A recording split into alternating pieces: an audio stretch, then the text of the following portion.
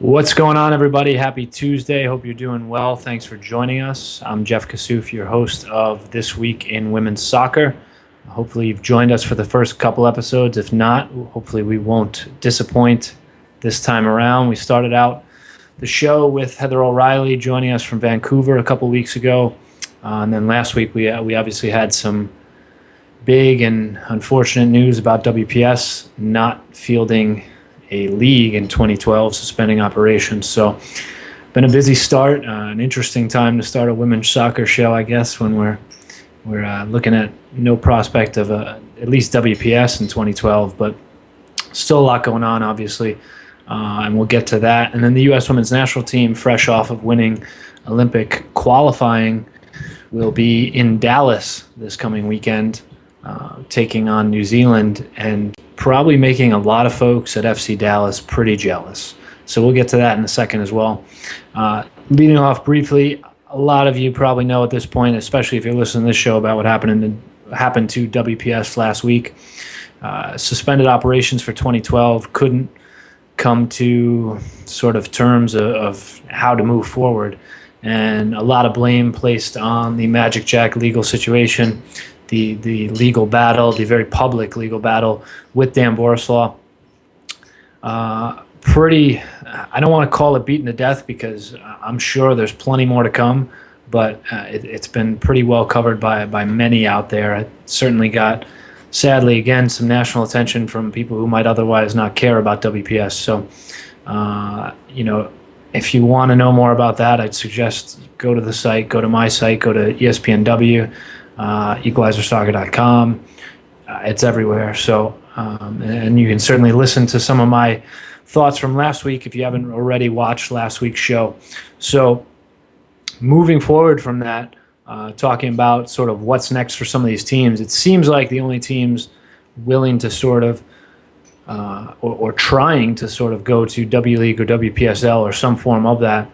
Western New York Flash seems absolutely committed. I spoke with Joe Sandlin on Friday evening, and even 2 years ago, or a year and a half ago at this point, speaking with him, when I first started talking to him about the Buffalo Flash moving up to WPS and the possibility, he said to me flat out, we're going to play at whatever the highest level is. And it was sort of a tip of the hat to, what happens to WPS next year. And obviously there's been plenty of drama along the way. So he said the same thing to me essentially on Friday. He said, we're looking to play and keep the brand alive in hopes of 2013, in hopes of the league reigniting in 2013. So look for the Flash to be doing something this year, and hopefully, I'm sure they hope to be retaining some players. Couldn't tell you who. I'm sure it's not going to be the likes of a Christine Sinclair, etc. But, I don't think you should worry about the Flash going anywhere, which is a good thing, I think. It's a good thing to sort of establish a brand, and I know that Mr. Sandlin is certainly committed to doing that and to helping women's soccer, and he's said that time and time again, and I don't see anything that's proven otherwise. So that, along with the Boston Breakers, seem to be interested in some sort of play in 2012. They already have had the Breakers reserves and then sort of the Aztecs connection in the WPSL.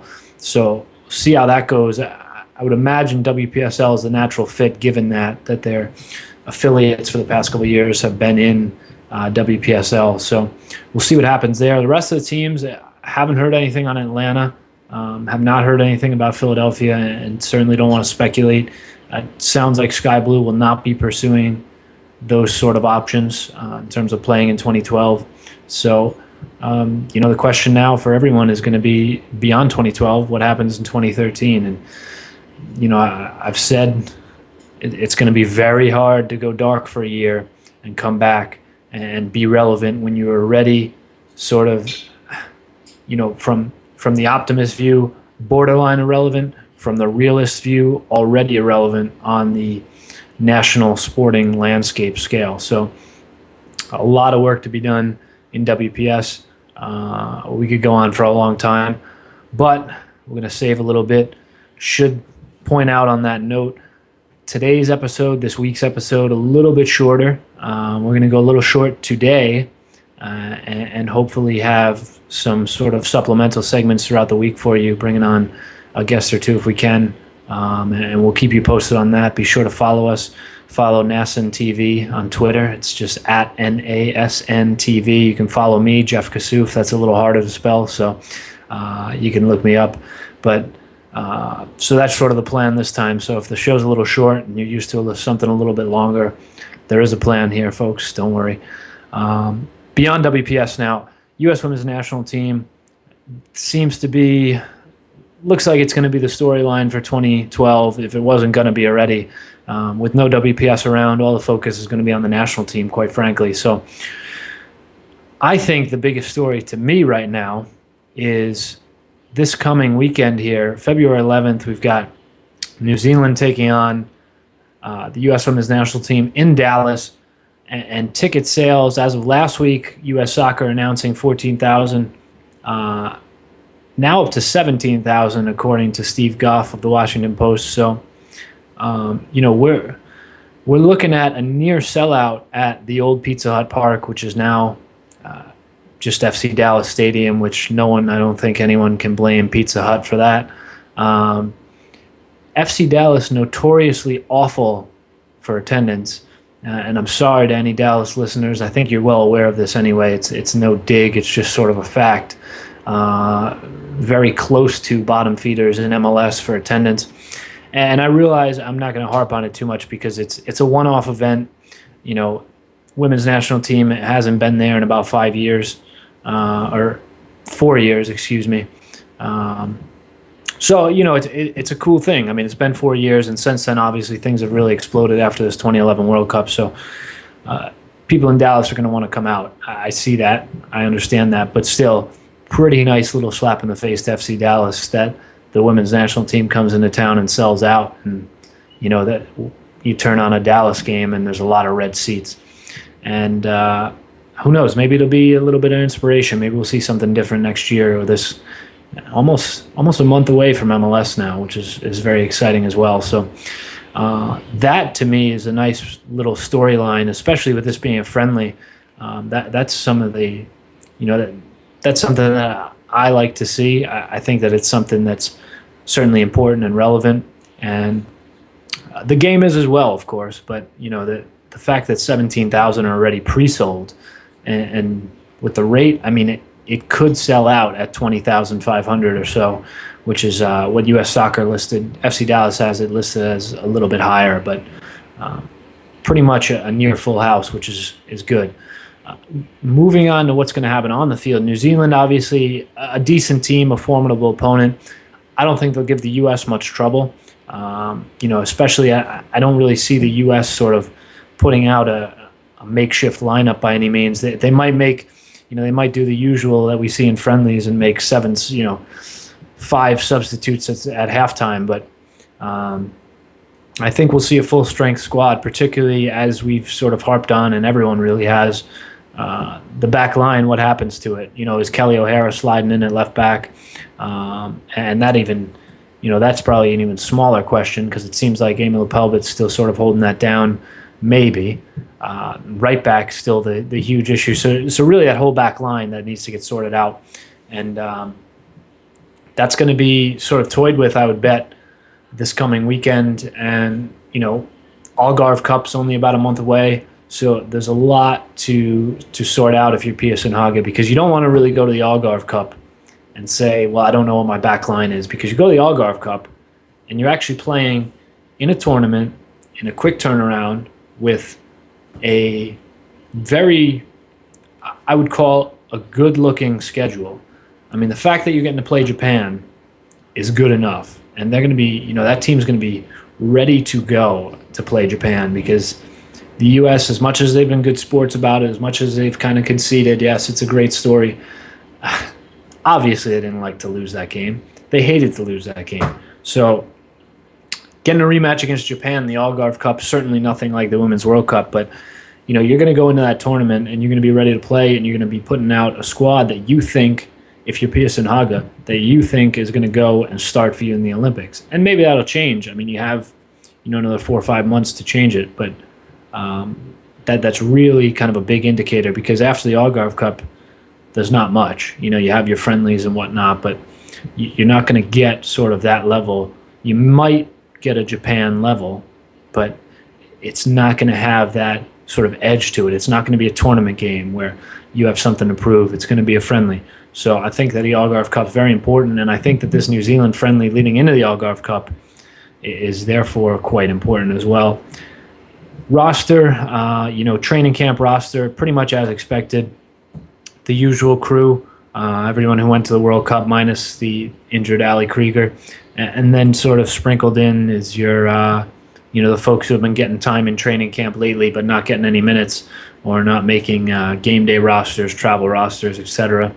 I think most likely to maybe squeak in there is probably Stephanie Cox. And I shouldn't even say maybe. I think that she'd be, with Ali Krieger injured, I think that reopens the door for Stephanie Cox to get back into this equation. I think it maybe opens the door for Whitney Engen if you say, hey, the back line is what we need to toy with. We know what we're doing in midfield, essentially, even though, it's really pick your poison in midfield. We know what we're doing up top. It's Abby and somebody, or it's Abby as the point player with, 2 wingers running off for whatever it might be. You sort of have that sorted out. If you're looking at it and you say, and you're Pia Sinaga and you say, who's my back line? Why not take Cox and Engen to this New Zealand game? Why not take them, if you can, and you're willing to make a little bit of a daring move, bring a defensive heavy roster to the Algarve Cup. Play what you know in the midfield and the forwards. I'm not saying don't give people a shot. I think that people do need a shot, but you know what you have right now. You have Alex Morgan up top. You have Sydney Leroux up top.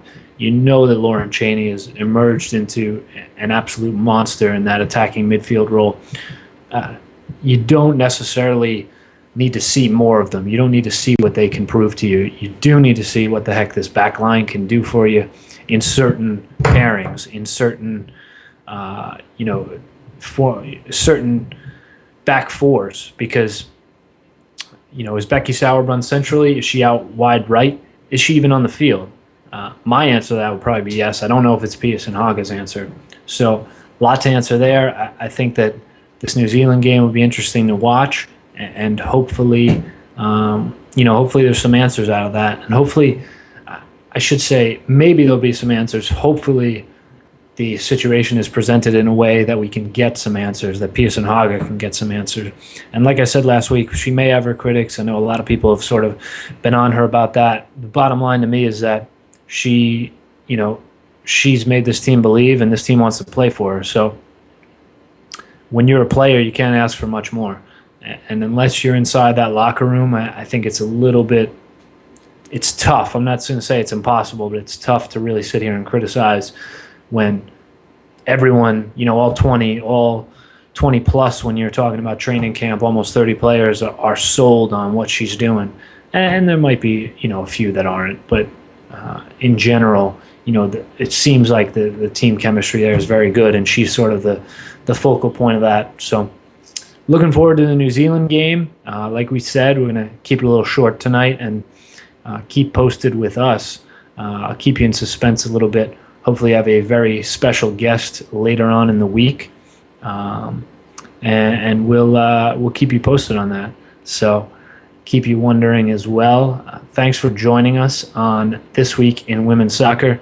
It's episode 3, talking a little women's national team, slight bit of WPS. Let us know what you think as well. Give us some feedback on Twitter. Give us some feedback on NASN. Go ahead, check out nasntv.com, and even shoot us an email. Got a question for me? You want to rip apart anything I said? Go ahead. This week at nasn.tv. It's this week at nasn.tv. And that's really about it. Like I said, we're going to keep you in a little bit of suspense, folks. So until next time, check us out. And I apologize, I didn't mean to say nasntv.com. It's obviously nasn.tv. Brain lapse right there. So till next time, I'm Jeff Kassouf. Check me out at equalizersoccer.com. and we will catch you soon.